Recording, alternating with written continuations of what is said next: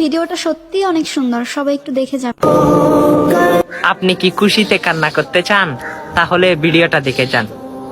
আল্লাহ বলে, হে বান্দা, তুই যতই নামাজ পড় আমি কবুল করব না, তুই যত সিজদা কর আমি কবুল করব না। তখন ওই বান্দা বলে আলহামদুলিল্লাহ। তখন আল্লাহ বলে, কিরে, তোর ইবাদত আমি কবুল করব না বলছি, তুই আলহামদুলিল্লাহ কেন বললি? তখন আল্লাহ বলে, এই বান্দা যা, তুই জাহান্নামে যা। তখন ওই বান্দা বলে আলহামদুলিল্লাহ। তখন আল্লাহ বলে, কিরে, আমি তোকে জাহান্নামে যাইতে বললাম, তুই বলস আলহামদুলিল্লাহ, ব্যাপার কি? তখন ওই বান্দা বলে, আল্লাহ, জান্নাতও আপনার, জাহান্নামও আপনার, এখন আপনি যেটাই দিয়েছেন সেটার জন্য আপনার শুকরিয়া আদায় করতেছি, আলহামদুলিল্লাহ।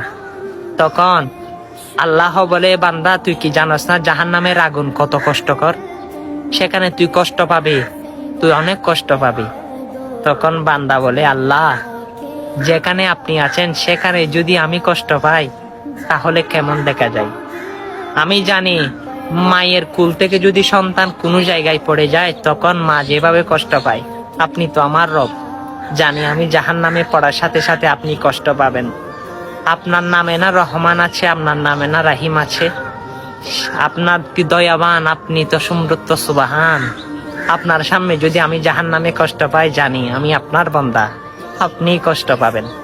তখন আমার আল্লাহ বলে, এ বান্দা, আমি তোর কথার প্রেমে পড়ে গেলাম, যা, তোর জন্য জাহান্নাম নয়, আমি জান্নাত বাদেশ করে দিয়েছি। সুবহানাল্লাহ।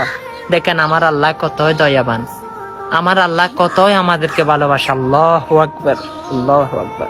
ইয়া রব, জানি আপনি হাসরের ময়দানে নাজাতের ফয়সালা করবেন আমাদের জন্য।